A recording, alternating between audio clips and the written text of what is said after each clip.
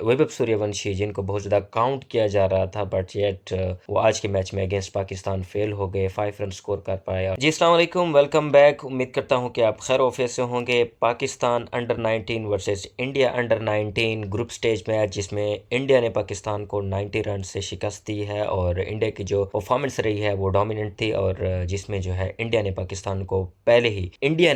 को 90 रन से शिकस्त दी है।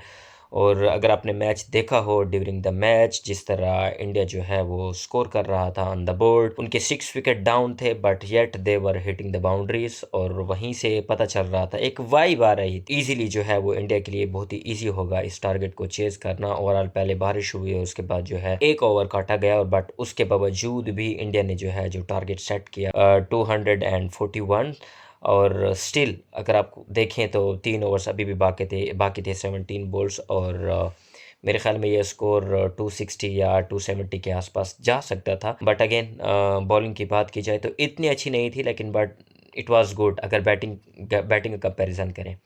अब इंडिया अंडर 19 की अगर बैटिंग लाइनअप पर बात करें तो वैभव सूर्यवंशी जिनको बहुत ज़्यादा काउंट किया जा रहा था, बट येट वो आज के मैच में अगेंस्ट पाकिस्तान फेल हो गए, 5 रन स्कोर कर पाए। और उसके बाद आयुष मात्रे हैं, उन्होंने 38 रन स्कोर किए हैं। देन उसके बाद प्लेयर ऑफ द डे अगर बात करें, जिनकी वजह से जो है इंडिया इतना बड़ा टोटल सेट करने में कामयाब रहा, एरन जॉर्ज, जिनकी अगर बैटिंग की बात करें तो बहुत ही खूबसूरत खेलते हैं, बहुत ही। एंड देन उसके बाद जो बहुत ही ज़्यादा हैरान कुन मेरे लिए था वो ये था कि तो चौहान उन्होंने 46 रन उन्होंने स्कोर किए, जो कि एक क्रूशल पार्टनरशिप थी एरन जॉर्ज और चौहान के दरमियान, जिसकी वजह से इतना बड़ा सा टारगेट सेट हुआ।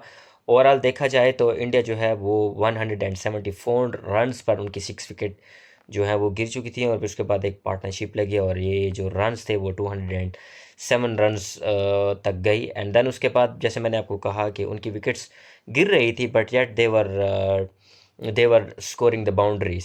अब उसके बाद अगर बॉलिंग की बात की जाए तो स्टार ऑफ द डे अगर जिसको कंसीडर किया जाना चाहिए था वो अली रज़ा थे, बट इतना अच्छा नहीं कर पाए। आल्दो रन्स उन्होंने कम दिए लेकिन विकेट वो ना ले सके। देन उसके बाद मोहम्मद सयाम 3 विकेट्स लिए हैं, बट एक्सपेंसिव रहे, 67 रन्स उन्होंने दिए हैं। देन उसके बाद अब्दुल सुबहान 9 ओवर्स कराए हैं, 42 रन्स दिए हैं, ये इकनॉमिकल रहे, 3 विकेट्स उन्होंने लिए हैं। देन उसके बाद निकाब शफीक उन्होंने 2 विकेट्स लिए हैं और 38 रन्स दिए हैं जस्ट इन 9 ओवर्स। अब अगर बैटिंग की बात करें ना, पाकिस्तान बहुत ही अच्छा उन्होंने स्टार्ट किया, बट येट अगेन मैनेज नहीं कर पाए, विकेट्स को होल्ड नहीं कर पाए। अगर उनके हाथ में विकेट होती तो आई गेस अभी भी आपके पास अच्छा खासा मैच था, but yet again they played really slow, और 3.62 के रन रेट से वो खेल रहे थे, which is quite low. Again जब आपके पास विकेट नहीं होती तो डेफिनेटली आप जो है ना वो बॉल्स को बहुत ज़्यादा बीट ही करते हैं, और ये थ्रू आउट पाकिस्तान का एक प्रॉब्लम चलता ही आ रहा है। अगर आप इंटरनेशनल क्रिकेट में देखें, मेन टीम को देखें, यहीं ही प्रॉब्लम होता है। जब आप बॉल्स को ज़्यादा बीट करते हैं और डॉट बॉल खेलते हैं तो प्रेशर बिल्डअप होता है, और एग्जैक्टली यहाँ पर भी यही चीज़ हुई। अब उसके बाद अगर बात करें तो बैटिंग की, पाकिस्तान की बैटिंग की तो वो इतनी कोई खातिर खा नहीं रही।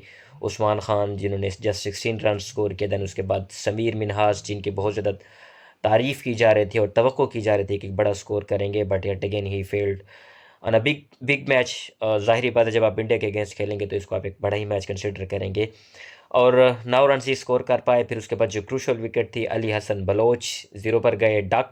दैन उसके बाद Ahmad Hussain just 4 run score कर पाए। दैन उसके बाद captain himself Farhan Yousuf 23 run उन्होंने स्कोर किए हैं। एंड देन उसके बाद star of the day from Pakistan side and batting side he was Huzaifa Ahsan, 70 run score किए, बहुत ही अच्छा खेल रहे थे। एंड डेफिनेटली जब आपके पास चांस नहीं होते और जब आपने रन्स चेज़ करना होता है तो आपको जो है थोड़ा बहुत रिस्क लेना पड़ता है, और इसी आड़ में वो 70 रन्स पर आउट हुए। देन उसके बाद throughout the tail end कोई भी नहीं चल पाया, और इस तरह जो है पाकिस्तान ढेर हो गया।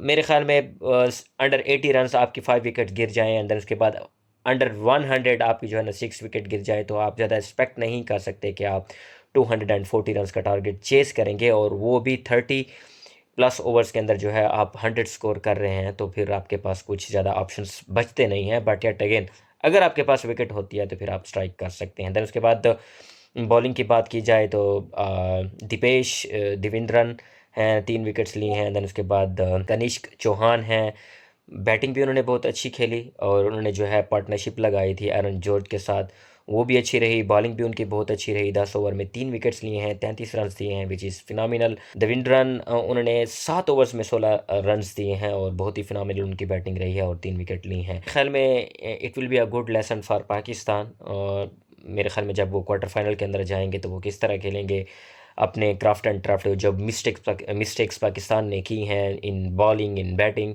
बॉलिंग की ज़्यादा आप बात नहीं कर सकते, लेकिन बैटिंग को आपको ज़्यादा क्रिटिसाइज़ करना पड़ेगा, और आई थिंक सरफराज अहमद उनको लीड कर रहे हैं, तो आई थिंक उनके पास अच्छा खासा एक्सपीरियंस भी है। देखिए, अगेंस्ट मलेशिया के आप बिग विन ले सकते हैं, बट आप काउंट तब होंगे जब आप इंडिया को हराएंगे।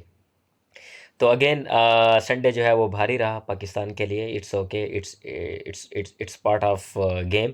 एक टीम जीतेगी, एक टीम हारेगी। Let's see what will be the next result of tournament, and that's it for India versus Pakistan under 19। Stay tuned for the next video.